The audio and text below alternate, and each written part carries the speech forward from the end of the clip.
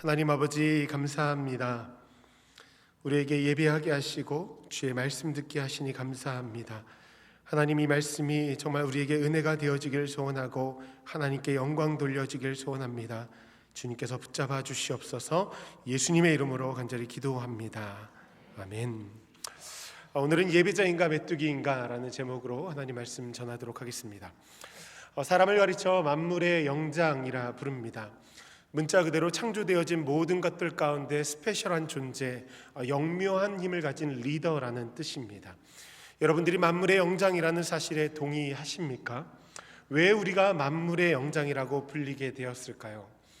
문명의 발달 과정을 살펴보면 우리 인간이 꽤나 위대한 존재라는 것을 느낄 수 있습니다.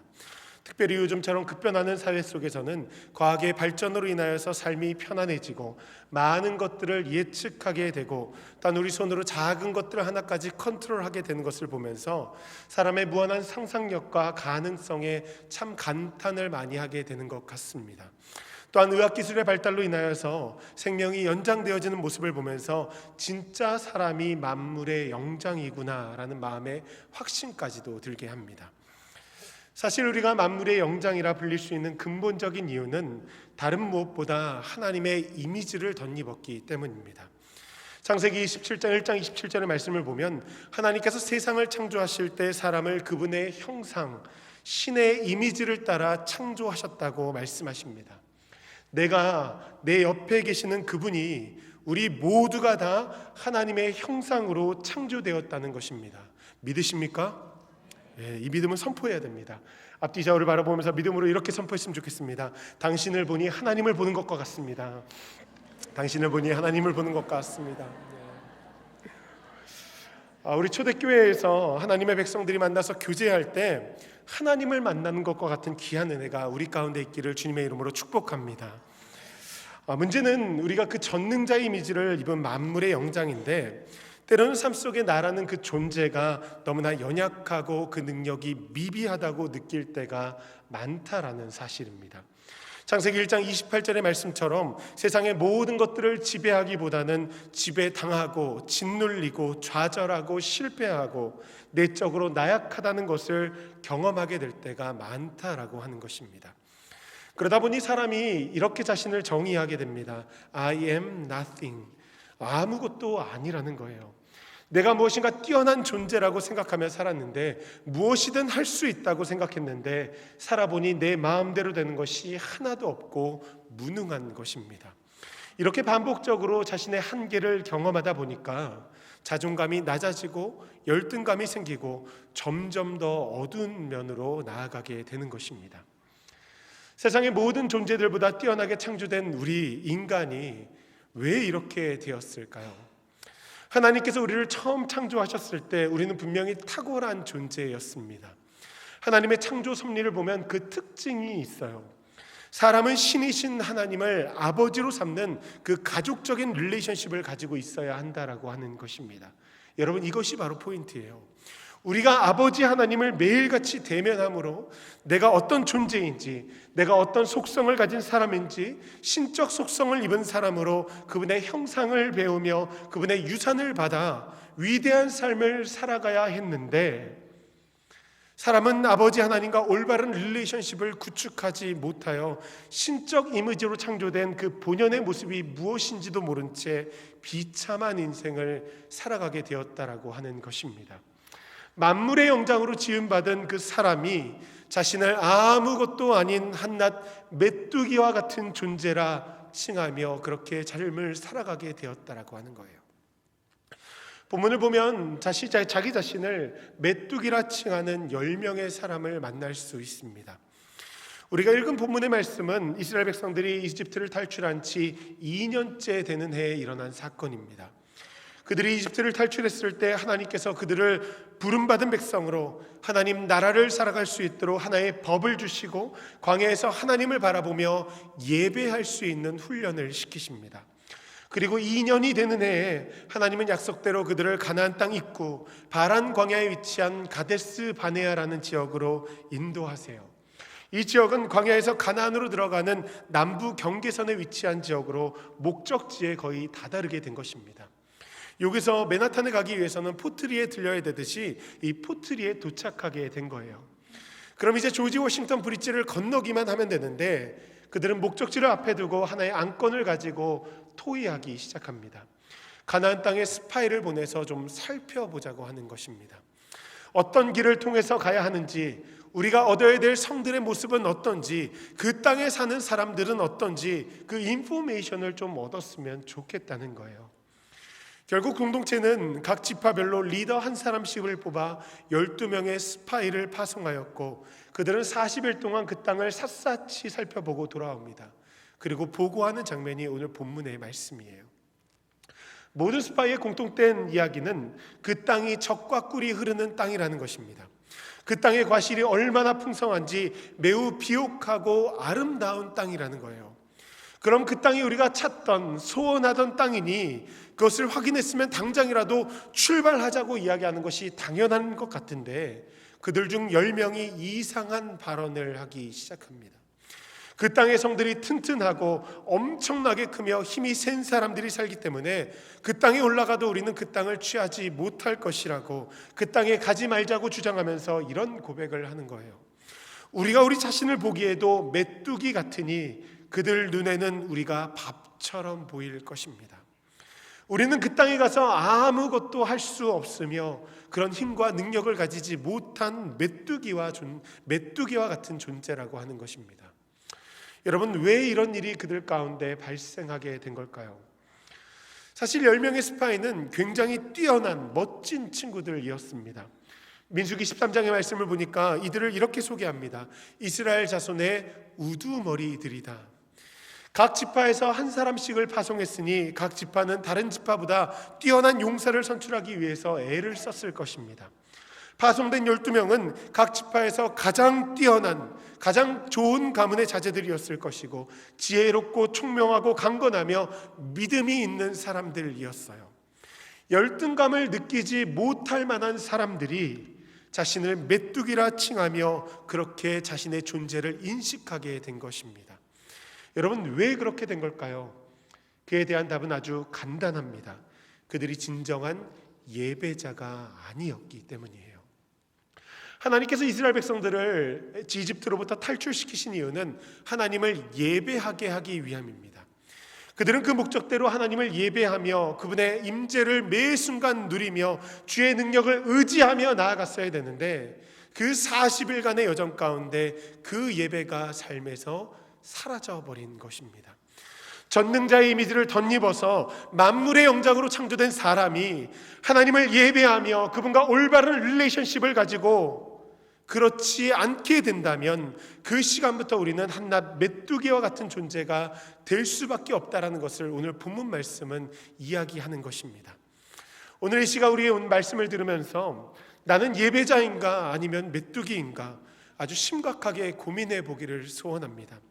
신앙생활을 하지 않는다면 모르겠지만 신앙생활을 하면서도 하나님을 믿는다고 고백하면서 손들고 찬양하며 하나님을 진정으로 예배하지 않는다라고 한다면, 또한 삶 속에 그분의 임재를 누리지 못한다고 한다면, 또한 내 마음 한편 가운데 우상으로 채우고 늘 근심과 걱정, 두려움에 떠는 메뚜기가 되는 것은 너무나 비참한 일이기 때문입니다. 10명의 정탐꾼이 그랬어요. 삶 속에 하나님의 임재를 느끼지 못한 것입니다. 하나님의 주권을 바라보지 못했다라고 하는 거예요. 모세가 가데스 바네아에 도착했을 때 그들에게 한 이야기가 있습니다. 신명기 1장 말씀 보면 이렇게 기록되어 있습니다. 함께 읽습니다. 내가 너희에게 이르기를 우리 하나님 여호와께서 우리에게 주신 아모리 족속의 산지에 너희가 이르렀나니 너희의 하나님 여호와께서 이 땅을 너희 앞에 두셨은즉 너희 조상의 하나님 여호와께서 너희에게 이르신 대로 올라가서 차지하라. 두려워하지 말라. 주저하지 말라 한즉. 아멘. 사람들이 스파이에 대한 안건을 논의하기 전에 하나님께서 모세에게 하신 말씀입니다. 두려워하지 말고 주저하지 말고 올라가라는 거예요. 이 여정을 내가 시작했으니, 하나님께서 시작하셨으니 모든 발걸음을 내가 인도하겠다라는 약속입니다. 내가 책임지고 보호할 터이니 가라는 거예요. 모세가 광야길을 걷는 백성들에게 이 하나님의 주도성, 그 주권 의식을 상기시키기 위해서 얼마나 애썼는지 모릅니다. 그들이 길을 떠날 때마다 모세가 외친 음성이 있어요. 민수기 10장 35절 말씀 보면 함께 읽습니다. 괴가 떠날 때에는 모세가 말하되 여호와여 일어나사 주의 대적들을 흩으시고 주를 미워하는 자가 주 앞에서 도망하게 하소서 하였고. 아멘. 하나님께서 시작하셨으니 책임져 달라는 간구입니다. 동시에 이 발걸음을 하나님께서 인도하고 계시다는 것을 모든 사람들이 들을 수 있도록 반복적으로 외친 거예요. 하나님께서 행하실 것입니다. 우리의 길을 막는 모든 적들은 그분의 군대 앞에서 모두 도망하게 될 것입니다. 그러니 우리는 그분만 의지하며 나아갑시다. 그런데 그들에게 이 음성이 더 이상 들리지 않는 것입니다. 믿어지지가 않는 거예요. 이는 그들의 예배에 문제가 생겼음을 알려주는 것입니다. 우리가 하나님을 예배할 때 우리의 삶 가운데 훈련되어지는 것들이 있습니다. 이 예배를 통하여서 하나님의 영광과 임재를 맛보며 우리의 시선이 하나님을 향하게 된다는 것입니다. 그런데 주의 음성이 들리지 않는다는 것은 결국 그들의 시선이 주님을 향하지 않게 되었다는 것을 의미하는 것이고 그들이 예배에 실패했다라고 하는 증거인 것입니다. 그들의 시선이 하나님이 아닌 나, 그리고 이 땅에 맞추어지다 보니 보이지 않는 하나님보다 보이는 상황과 환경이 그들에게 더 크게 보이기 시작한 거예요. 예배하며 하나님을 누리고 그분의 능력을 행하시는 일을 바라봤어야 되는데 그러지 못하니 두려움에 휩싸이게 된 것입니다. 그리고 주저앉아 버리게 된 거예요. 사실 하나님께서 가나안 땅 정탐을 허락하신 이유는 아주 분명합니다. 그들이 가서 그 땅을 살펴보며 하나님께서 우리에게 주신 것이 얼마나 아름다운 땅인지, 하나님이 얼마나 위대하고 좋으신 분이신지를 고백하기를 원하신 거예요. 그런데 그들은 하나님께서 주겠다라고 약속하신 땅에 가서 보이는 상황과 환경에 짓눌려 하나님의 말씀과 약속을 마음 가운데서 완전히 지워버리고 돌아왔다라고 하는 것입니다. 꼭 우리의 모습 같아요. 여러분, 우리의 삶의 자리 누가 주셨습니까? 하나님께서 주셨어요. 그 자리를 주신 이유는 그분의 선하시고 인자하심이 얼마나 큰지를 우리의 입술을 통해서 고백하기를 원하시는 거예요. 그 안에 우리는 얼마나 상상도 할 수 없는 큰 뜻이 있다는 것을 우리에게 알려주려고 하시는 것입니다. 그런데 이 믿음을 가지지 않고 단순히 내 눈앞에 보이는 것만 바라보면 원망과 불평과 불만이 쏟아지기 시작하는 거예요.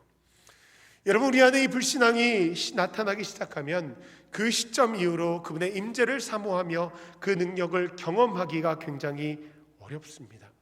모태신앙이고 신앙생활을 몇 년씩 하고 직분이 목사고 장로고 권사고 안수집사라 한들 순장이고 리더라고 한들 그 시선이 하나님이 아닌 세상에 맞춰지는 순간 보이지 않는 하나님을 진실로 예배하며 그 말씀을 기억하며 그분의 뜻대로 살아가는 것이 굉장히 어려워진다라고 하는 것입니다.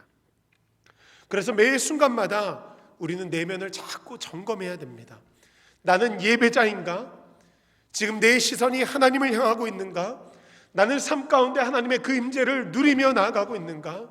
하나님의 영광의 빛을 내가 바라보고 있는가? 여러분, 매일같이 질문해야 된다는 거예요. 때로는 이렇게 안일하게 생각하시는 분들도 있는 것 같습니다. 사람이 한번 실수할 수 있지, 매주 드리는 예배 한번 스킵할 수 있지. 맞아요, 우리는 어리석기 때문에, 미약하기 때문에 실수할 수 있습니다. 그러나 그 한 번이 아주 비참한 상황을 초래한다는 사실을 우리는 기억해야 한다는 거예요. 영적인 눈이 닫혀버리는 것입니다. 그 문제는 이 닫혀버린 시각이 잘 회복되지 않는다라고 하는 거예요. 그 단적인 예가 본문에 나옵니다. 본문의 상황을 여러분 한번 가만히 상상해 보십시오. 12명의 스파이가 진영에 돌아왔을 때 그들에게는 분명히 보여지는 것들이 있었을 것입니다. 여러분, 무엇이 보였을 것 같으세요? 한번 상상의 나래를 한번 펼쳐보십시오. 무엇이 보였을까요? 하나님께서 광야에 입성한 이스라엘 백성들에게 성막을 지으라고 말씀하십니다. 성막이 완성되는 순간을 출애굽기 40장 말씀에 이렇게 묘사합니다. 그때의 구름이 회막을 덮고 여호와의 영광이 성막에 가득했습니다. 성막이 완성된 이후 이 구름은 늘 성막을 덮고 있었어요. 그 모습을 민수기 9장 말씀은 이렇게 묘사합니다. 우리 함께 읽겠습니다. 성막을 세운 날에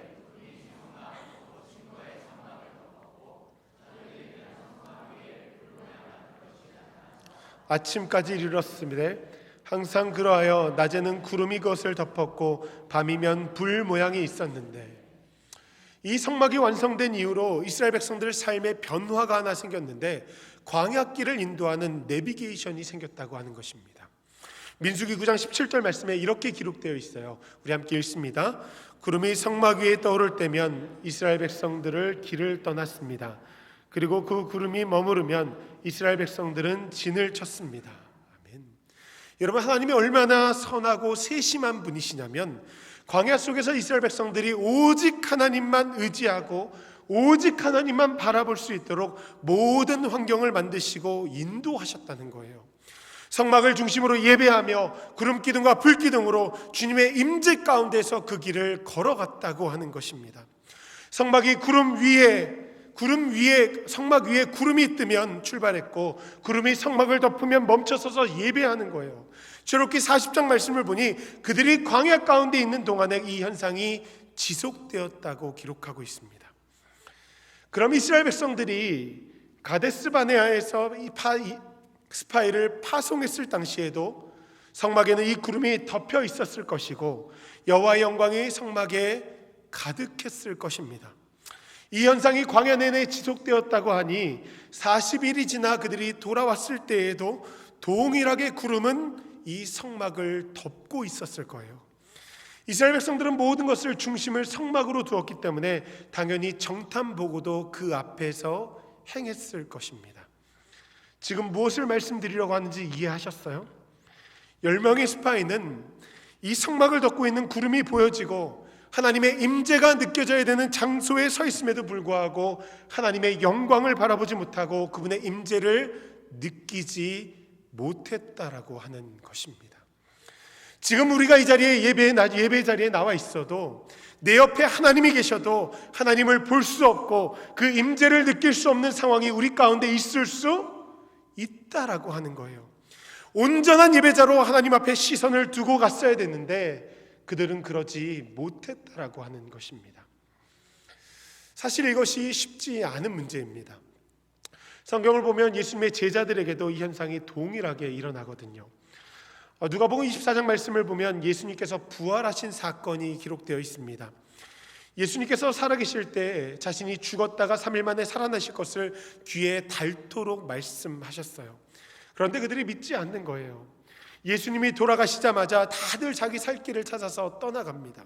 심지어 예수님이 부활하셨다는 소문이 퍼지고 여인들이 무덤에 가서 시신이 없는 것을 보고 왔는데 제자들의 반응이 어떤지 아십니까? 누가복음 24장 11절 말씀을 보니 이렇게 기록되어 있어요. 함께 읽습니다.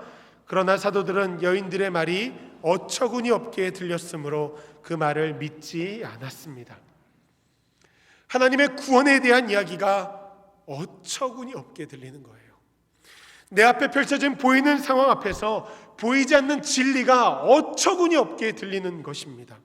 두려워 말라, 내가 너와 함께 할 것이다. 가나안으로 전진하라, 그 땅을 차지하라, 내가 너를 승리케 하리라. 아무리 외쳐도 이 음성이 어처구니 없게 들려진다는 거예요. 예배의 부재가 우리의 삶 가운데 일어나고 이 시선이 세상을 향하기 시작하면 하나님에 대한 믿음이 사라지고 그 귀한 생명의 말씀이 어처구니 없게 들리기 시작합니다. 10명의 스파이처럼 당연히 보이는 자리, 느낄 수 있는 자리에 서 있어도 그것을 보지 못하고 느끼지 못하는 절망에 빠져버리게 된다는 거예요. 여러분, 결국 이런 사람은요, 세상 속에서 늘 노심초사하며 늘 문제 앞에 서서 전전긍긍하며 문의는 크리스찬인 것 같지만 예배의 자리에 나와 있지만 예배의 특권을 누리지 못하는 안타까운 삶을 살아가게 된다고 하는 것입니다. 우리 안에 진정한 예배가 회복되어야 함을 말씀하시는 거예요. 한번 생각해 보세요. 10명의 스파이는요, 그 땅에 가서 딱 두 가지를 보았습니다.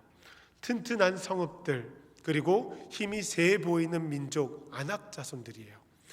딱 두 가지의 시선이 확 흔들리고 마음 가운데서 말씀이 사라진 것입니다. 여러분, 사람이 이렇게 보이는 것에 민감하고 너무나 나약합니다. 말씀을 묵상하면서 이런 생각을 한번 해봤어요. 이스라엘 백성들이 당시 중동의 패권을 잡고 있는 이집트로부터 탈출을 했습니다.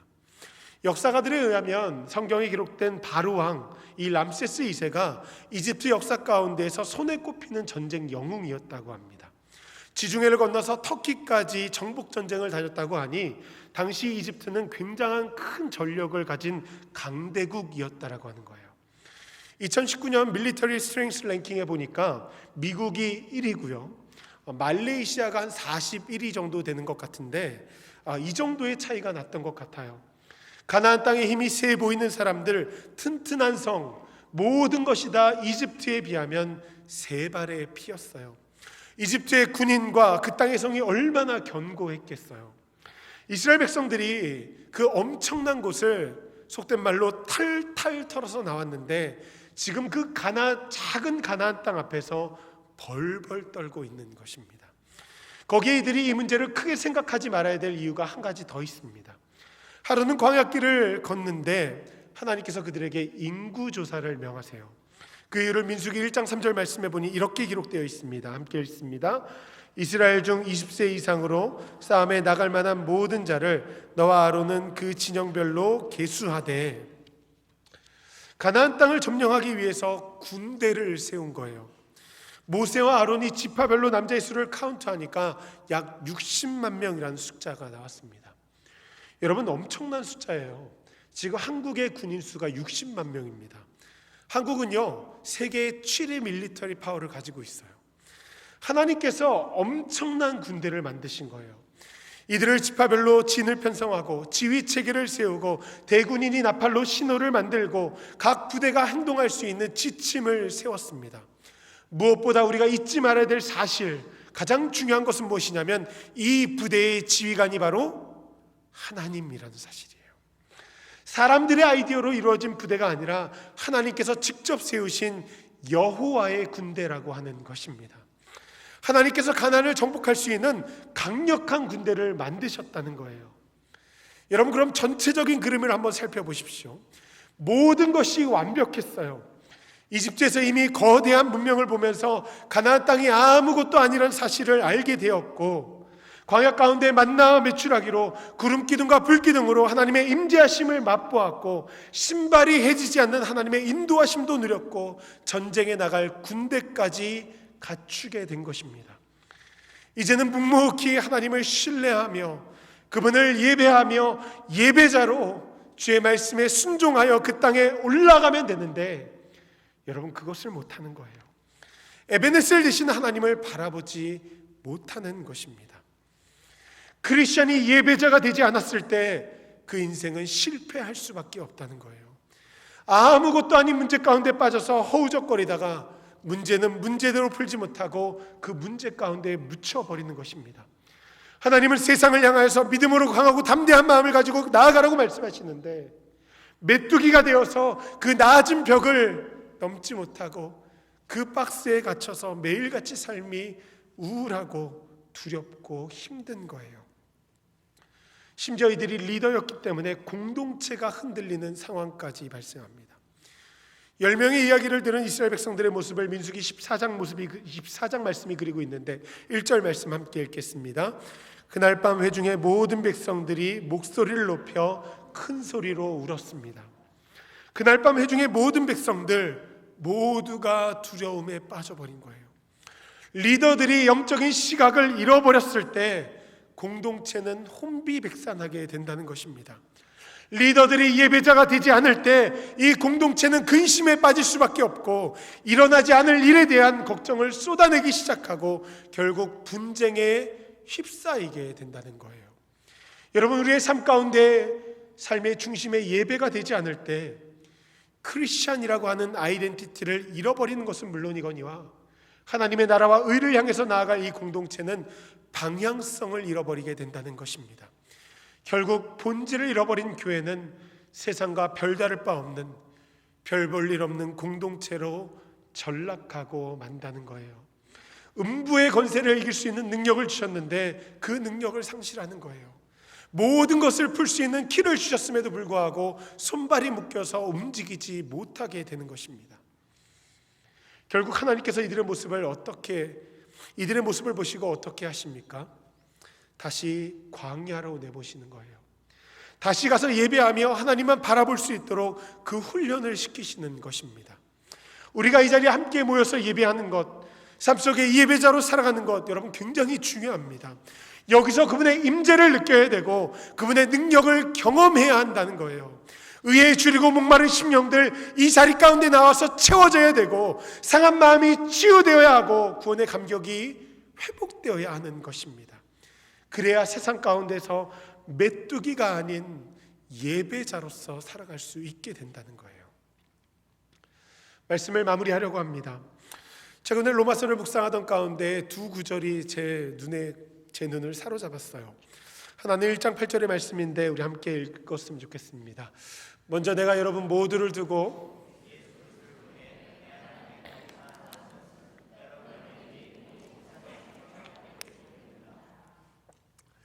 로마에 있는 크리스천들의 믿음이 아마도 세상에 소문날 정도의 수준이었던 것 같습니다. 바울이 하나님께 감사하며 그들의 믿음을 칭찬하는 거예요. 그런데 그 후에 15절 말씀을 보면 이렇게 기록되어 있습니다. 그러므로 나는 로마에 있는 여러분에게도 복음 전하기를 간절히 원합니다. 여러분 무엇인가 모순된 것 같지 않으세요? 믿음의 분량이 큰 사람들에게, 장성한 믿음으로서 이미 세상 가운데 영향력을 미치고 있는 사람들에게 바울이 신앙의 기초라고 할 수 있는 복음을 전하길 원한다고 편지를 쓰는 것입니다. 이에 대해 여러 가지 해석이 있겠지만 저는 말씀을 묵상하면서 하나님께서 제게 주신 깨달음이 하나 있습니다. 그것은 믿음이 적던 크던 그와 상관없이 이 땅을 살아가는 모든 크리스천들에게 가장 필요한 것은 바로 복음이라는 사실이에요. 믿음이 적은 초보 크리스천들에게도 필요한 것이 복음이고 믿음이 장성한 성숙한 크리스천들에게도 필요한 것이 바로 복음이라고 하는 사실입니다. 왜냐하면 이 복음에는 놀라운 역사가 있는데 17절 말씀에 이렇게 기록되어 있어요. 함께 읽습니다. 복음에는 하나님의 의가 계시되 기록되기를 의인은 믿음으로 살 것이다 라고 한 것과 같습니다. 아멘. 믿음에서 믿음에 이르게 한다는 거예요. 복음의 메시지를 통하여서 신앙의 기본기가 단단하게 세워져야 되고 그리스도의 장성한 분량에까지 올라가야 된다는 거예요. 여러분 신앙의 기본이 중요하다는 것입니다. 이런 맥락에서 우리의 신앙의 기본 중 기본이 무엇일까라는 마음의 질문이 들었어요. 우리 신앙의 기본 중 기본이 무엇일까요? 바로 예배입니다.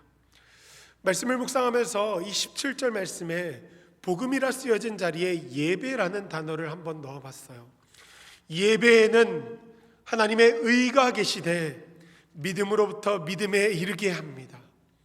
믿음으로부터 믿음에 이르게 하는 작업이 바로 예배의 회복을 통하여서 일어난다고 하는 거예요. 이 예배를 통하여서 신앙의 기본기가 단단하게 세워져야 된다는 것입니다. 하나님께서 이 땅에 예수 그리스도를 보내시고 십자가에 죽이셔서 우리를 구원하셨다라는 그 사랑의 메시지가 들려져야 하고 내가 죄인이라는 사실이 철저하게 깨달아져야 하고 우리의 심령이 무너지면서 그것을 경험해야 하고 철저하게 회개하고 주님 앞에 다시 한번 바로 서야겠다는 결단이 여러분 이 예배 가운데 일어나야 된다는 거예요.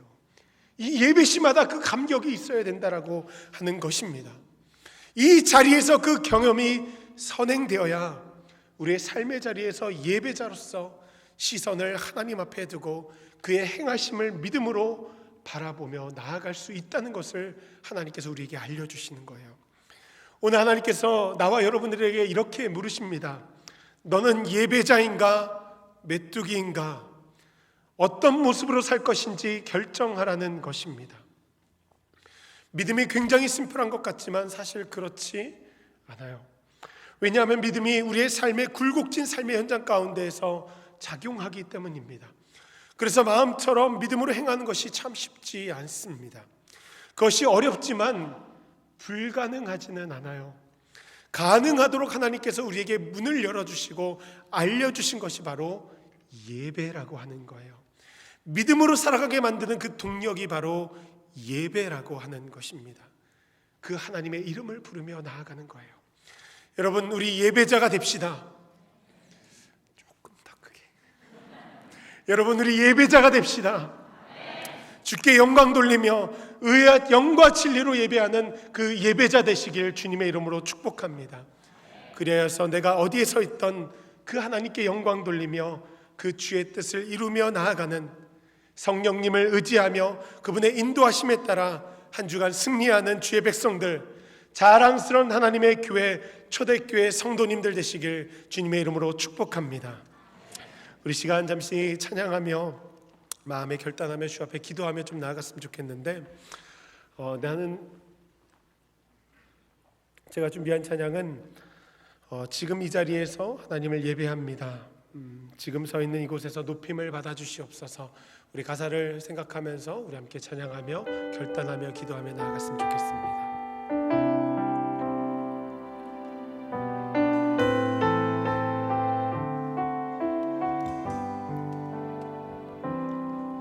지금 서 있는 이곳에서 높임을 받으소서. 내가 받는 땅 주님의 땅이니 하늘이 주의 이름 높이 올리며 넓은 바다가 주를 노래해.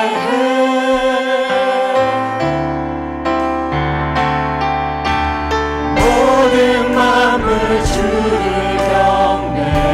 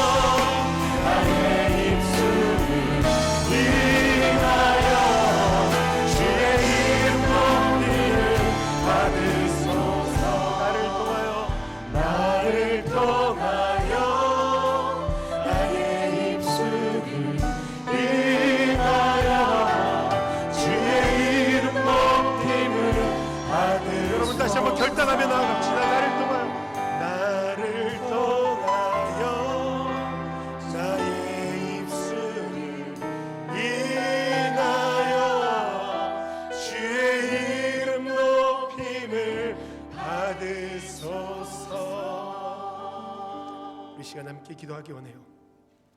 하나님, 예배자로 살기 원합니다. 지금까지 날 인도하신 그 하나님, 내 삶 가운데 모든 것을 예배하시고 인도하신 하나님, 지금 내 눈앞에는 나를 밟으려고 힘이 세 보이는 안악자손들이 눈에 보입니다. 그래서 참 마음이 두렵습니다. 하지만 내 마음이 두렵고 이렇게 의심이 날 때에도 내 손을 잡아주시고 두려운 마음을 담대함으로 바꿔주시는 그 하나님, 내가 그 하나님을 바라보며 예배하며 나아가길 소원합니다. 주님, 예배자로 세워주시옵소서. 메뚜기가 되지 않겠습니다. 주님 앞에 시선을 두고 주님께서 주신 비전을 향해 나아갈 수 있도록 하나님 예배자로 세워주시옵소서. 우리 함께 기도하며 나아가도록 하겠습니다. 기도합니다. 사랑과 은혜가 많으신 아버지 하나님, 이 시간 저희가 하나님 앞에 간절히 기도하며 나아갑니다. 주여, 하나님 역사하여 주시옵소서. 하나님, 진정한 예배자 되어질 수 있도록, 즐거운 찬송을 부르는 예배자 되어질 수 있도록 하나님 도와주시옵소서. 나를 인도하신 하나님, 내 평생 가운데 하나님을 찬양하노라. 주님 아버지 역사하여 주시옵소서. 하나님, 내 평생 가운데 죄 이름 높이며 오늘 곳에서 주님을 예배하며 나아갈 수 있는 저희들 되어질 수 있도록 하나님 도와주시옵소서. 하나님, 매 순간마다 하나님의 영광을 바라보며 나아갈 수 있도록 하나님 도와주시옵소서. 하나님, 나를 통해서 영광 받아 주시옵소서. 나를 통해서 영광 받아 주시옵소서. 하나님 아버지, 진정한 예배자 되길 소원합니다.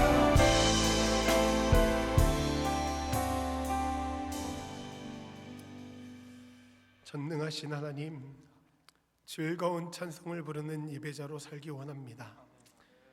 지금까지 날 인도하신 하나님, 내 평생에 주님만 찬양하며 오직 하나님 의지하며 주님께 영광 돌리는 삶을 살아갈 수 있도록 주님 도와주시옵소서. 예수님의 이름으로 간절히 기도합니다.